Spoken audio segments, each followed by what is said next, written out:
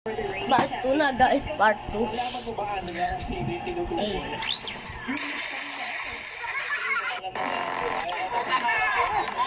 Kalbo, pinasa kay Kalbo, tinira ni Kalbo, hawak ni Kalbo, binigay kay Kalbo, Kalbo, shoot ni Kalbo!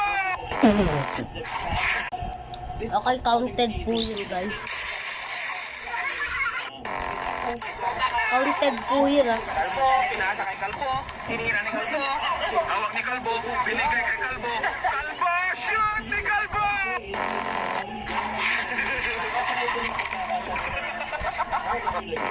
Oh, yun.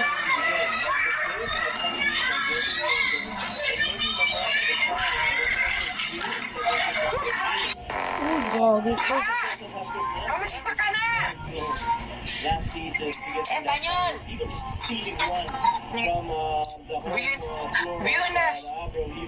Buenos Dias de Almoranas. Pa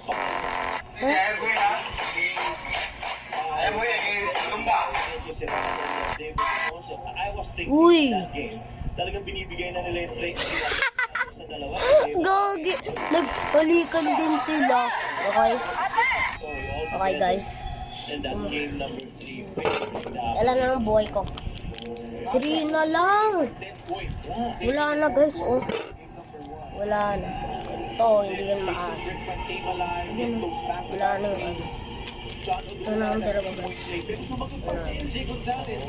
Ito guys, XO to, hindi to maas. Promise. Promise guys.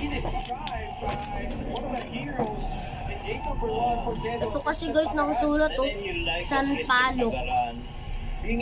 Ano? Sour candy. Ating. Ito na guys. Ito na guys. Being that main rim protector for the Weavers.